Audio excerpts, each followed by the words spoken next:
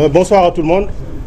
Je pense que à la suite des leaders que nous avons entendus, nous présentons nos condoléances donc aux familles des victimes. Nous exprimons notre compassion aux blessés et notre solidarité agissante à l'endroit de tous les détenus politiques dans les geôles du président Macky Sall. Je reviendrai un peu en français sur la conférence du gouvernement sous pression hier. À la place d'une conférence de presse, c'était une conférence sous pression. Nous avons entendu des personnes totalement désorientées confondre vérité, accélération, précipitation, contre-vérité. Et tout cela pour juste dire qu'ils savent qu'ils sont sous le rouleau compresseur d'une justice qui s'abattra sur eux inopinément et indéniablement. Nous savons également que leur manipulation s'effondrera. Il s'est déjà effondré contre les murs de la vérité absolue. Et ça a été démontré par tout ce que nous avons entendu au sujet des organisations internationales des droits de l'homme, Amnesty International, le Haut Commissariat des Nations Unies sur les droits de l'homme, la RADDHO. Toutes ces organisations-là ont démontré. Et on a l'habitude de les qualifier d'organisations politiques chaque fois qu'ils ont été contre un gouvernement. Mais à l'unanimité, le propos il a été unique, il n'a pas été harmonisé. Il est simple de constater, à partir du propos de deux personnes, que nous avons totalement un gouvernement à la rue. Et cette première personne, c'est Ismaïla Madior Fall, le grand constitutionnaliste. Il a fini de démontrer qu'en dehors du droit constitutionnel, il ne connaît absolument rien du tout à la matière juridique et il l'a démontré à suffisance. Et depuis qu'il a vendu son âme en matière constitutionnelle, il ne connaît plus rien du tout. Ce serait superfétatoire de le qualifier de nulard parce qu'il l'exprime toutes les fois qu'il prend la parole. Et son propos à l'image de ce qui est contesté à l'université, il a fait un autodafé. Parce qu'il est en train de détruire, il est en train de brûler tout ce qu'on a enseigné dans les facultés de droit. C'est un véritable pyromane. Il a déclaré dans sa conférence de presse, comme ça a été dit tout à l'heure par le brillant Ngagne Demba Touré, que tout ce qui a été dit sur le passage d'une infraction de viol à une infraction de corruption de la jeunesse, c'était compris dans l'ordonnance de renvoi. Et il a dit, je le cite in extenso, que n'importe qui pouvait le voir. Mais nous tous, nous avons cherché. Dans l'ordonnance de renvoi, nous avons lu de la première à la dernière lettre dans l'ordonnance de renvoi. On n'a vu nulle part où corruption de jeunesse a été mentionnée. Dites-moi comment on appelle quelqu'un qui se met sur la place publique, qui dit des propos, qui jette des affirmations, alors que ces affirmations sont fausses. Comment on qualifie cela? Est-ce qu'il ne s'agit pas de mensonge? Je pense qu'on l'appelle bien un mensonge. Et je cite ce qui a été dit dans l'ordonnance de renvoi. Nous décernons ordonnance de prise de corps contre Ousmane Sonko et Ndeye Khady Ndiaye, le premier et la deuxième. Ordonnons leur mise en accusation et leur renvoi devant le tribunal de grande instance de Dakar, statuant en matière criminelle pour être jugés conformément à la loi, des chefs de viol et menaces de mort contre le premier, incitation à la débauche, diffusion d'images contraires aux mœurs et complicité de viol pour la deuxième. Où est-ce que vous avez entendu ici parler de corruption de jeunesse? Et j'ai entendu hier ou avant-hier un brillant menteur journaliste, ancien journaliste plutôt, dire que dans l'article 324, dans cette ordonnance-là, cette infraction-là a été mentionnée. Mais que nenni. Et M. Madior Fall déclare également dans sa deuxième précision que le chef d'accusation donc était bien visé dans cette ordonnance-là, et il avait dit, bien entendu, que tout le monde pouvait le consulter. Nous avons consulté, nous avons lu, nous avons relu, nous avons retourné cette ordonnance-là dans tous les sens, nous ne l'avons pas vue. Nous avons essayé par notre intelligence de le déduire, nous n'avons pas pu le déduire. Peut-être que nous sommes cancres, mais je pense que s'il y avait un cancre à déterminer, s'il y avait un cancre à pointer du doigt, mais c'est bien Ismaïla Madior Fall qu'il fallait indexer. Et il ne finira pas également de montrer son incompétence. Parce qu'il a voulu s'ériger en connaisseur de la matière pénale, de la matière judiciaire, disons tout simplement. Mais il a dit, si Ousmane Sonko se constitue prisonnier, il a 10 jours pour acquiescer dans la condamnation ou non. Mais ce qui est absolument faux. Ce qui est absolument faux. En résumé, si Ousmane Sonko se présente, ou si le juge lui délivre un mandat à sa diligence, il y a juste 3 jours entre l'audience de représentation et le procès. 3 jours seulement entre l'audience de représentation où Ousmane Sonko se présente devant le juge pour dire qu'il est bien présent à Dakar. S'il écrit au procureur pour le dire, c'est ce qui se passe, il n'y a que 3 jours. Ismaïla Madior Fall a caché ceci.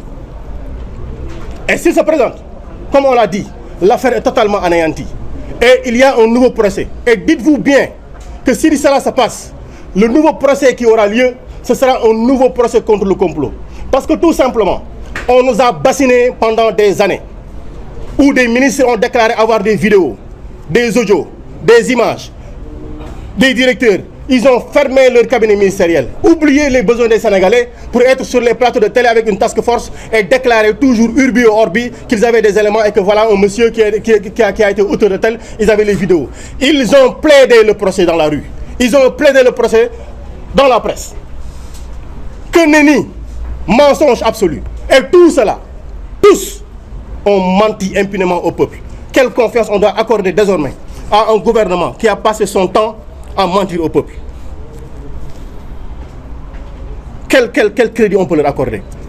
Et nous avons là aussi entendu le ministre des Forces armées, cet ancien brillant avocat, déclarer que ce qui a été constaté ici au Sénégal ne peut pas fonder une action devant la CPI.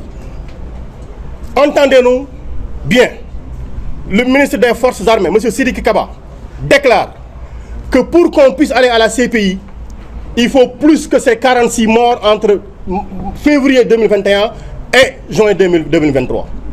Ça veut littéralement dire qu'il nous faut, pour que nous puissions enclencher les actions au niveau de la Cour pénale internationale, attendre encore qu'ils nous tuent davantage, qu'ils en tuent davantage. Mais rassurez-vous, ça ce sont des promesses que nous avons déjà entendues. Des députés nous ont promis de marcher sur nos cadavres en 2024.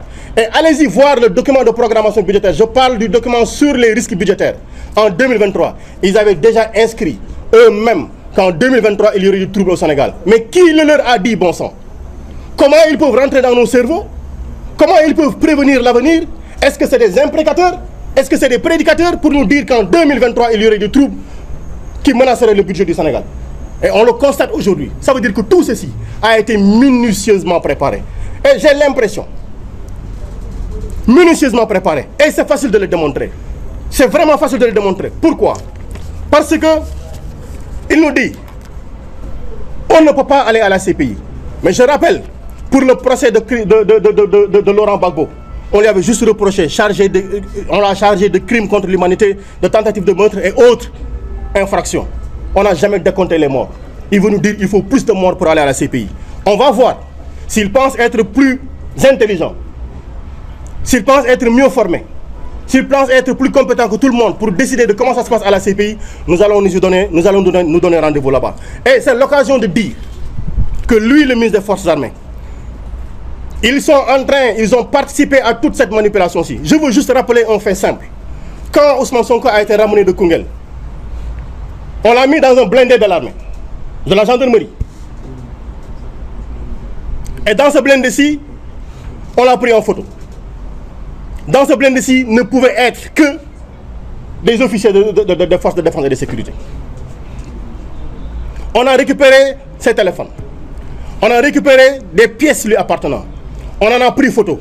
Et ces documents se sont retrouvés non pas dans le site du ministère des Forces armées, non pas dans le site de la DIRPA, mais dans un site anonyme, dans un site privé. C'est là où ça a été publié. Qui a pris la photo? Et vous vous rendez compte qu'Ousmane Sonko était dans un blindé de l'armée. Il ne portait pas de casque.